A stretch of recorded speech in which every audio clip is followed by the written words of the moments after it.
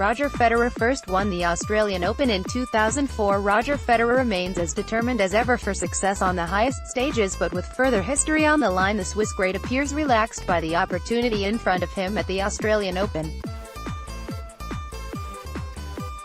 The evergreen 37-year-old defending champion will target a third successive title at Melbourne Park over the next fortnight, and victory on January 27 would see him win the Grand Slam for a record 7th time. Federer is also one title away from a career 100th success, but is well aware it will not be an easy task, with longtime rival Novak Djokovic also seeking to move one clear of fellow six-time champion Roy Emerson. Much of the pre-tournament discussion has focused around Andy Murray's imminent retirement and whether the season's opening Grand Slam could see a new name lift one of the sport's coveted trophies. Federer's record in Melbourne and his confident demeanor at Thursday's draw for the men's singles suggested he is here with one aim: to win once again.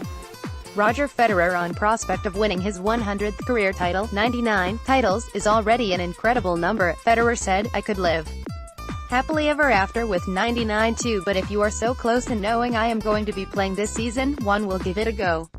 Every tournament I go to, people might talk about it, like we are talking about it right now. Again, it is a case of not thinking too far ahead, but sure, if it were to happen with me defending my title, then sure I would take it. That would be gladly accepted. I will give it all I have, but reaching 100 would be something truly very special for me." Federer was not given any favors with the draw, with the world number 3 drawn in the same half as Rafael Nadal, and potential matches against Stefanos Tsitsipas, Karen Khachanov or Marin Cilic, who he beat in last year's final, also on the horizon. Federer's victory in Melbourne will mark another major landmark in his career. The moment you find out the draw and who you play is actually the moment you shift your focus to the first round and not to winning a 7th. The defending champion, who will play Denis Istomin in the first round on Monday, said, "You start breaking it down point by point, set by set, day by day. You try and simplify your preparations rather than looking too far ahead. I hope to defend my title because that has to be the goal, but I am really trying not to put too much pressure on myself." Australian Open, men's draw. Federer, Novak is out. Open favorite, 20-time Grand Slam champion, gave an emotional interview with CNN earlier this week where he spoke of his deep well of feeling for his former coach Peter Carter. Federer teared up when asked what the Australian, who died in a car accident in 2002, would think of his achievements in the game and specifically his haul at the majors. Much of why he has managed to enjoy a resurgence in form over the past 2 years is because of how he has evolved his game to become an even more aggressive and dynamic presence on court. Federer is bidding for a third straight Australian Open title since Federer's 5th Australian Open triumph in 2017. The Grand Slams have been won by just himself, Novak Djokovic and Rafael Nadal, rivals who have pushed him to reach continued lofty heights. "Novak challenged me time and time again.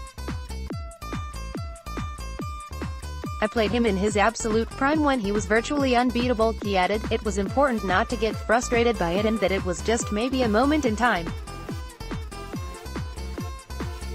I have always enjoyed my matches against Novak, even at the beginning when he was coming up. We are both naturally attacking players, and because of that we have very aggressive points. I like that about our matches with him."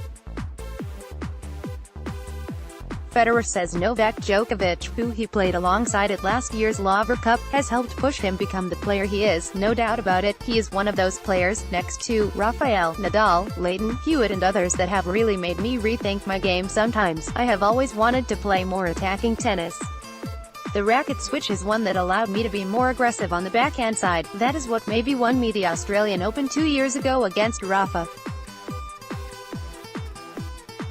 I like playing attacking tennis, it is how I started my play. I guess I have come full circle again." Despite acknowledging the impact Djokovic and Nadal have both played in his career, the Swiss stressed his undiminished hunger and desire over the years have been what has enabled him to remain such a presence at the elite of the game. He said, "I don't think I needed them to push me, to be quite honest. My goal was always to play for as long as possible because I have a lot of passion for this sport. I love tennis, always have, and I try to remind myself that this was my dream to become a tennis player and not that it became a job. That is why I am able to show so much enthusiasm for tennis. When I saw Andre Agassi, Ken Rosewell, Jimmy Connors play for a long time, I thought that was so cool that they played through so many generations. Federer says he continues to live his dream, playing tennis. I am surprised that I am still at this level, that I am able to stay in the top 10, but not that I am still playing tennis as such. Federer has already won a title this season, albeit at the exhibition Hopman Cup, and the former world number 1 admits he arrives at the season's opening Grand Slam in buoyant mood. I was seeking confirmation that my level of play was good. In practice, during the off-season I felt great. Federer, who first won in Melbourne in 2014, said, I didn't miss any sessions in terms of fitness or on the tennis court. When I went to Perth for the Hopman Cup, I was feeling good, but you never know if it is going to translate into victories onto the court.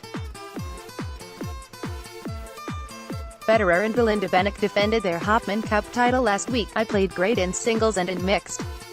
It was a great event. I played some great tennis against Alexander Zverev. Nobody knows how long Federer has left in the game, but while he remains physically fit enough to compete and his desire remains intact, he will continue to challenge for the sport's main honors.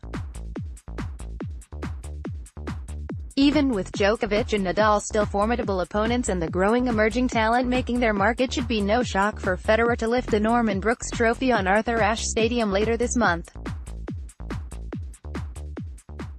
Doing so will only further enhance his standing in the game. We have every major tennis event covered from all angles via our website skysports.com/tennis.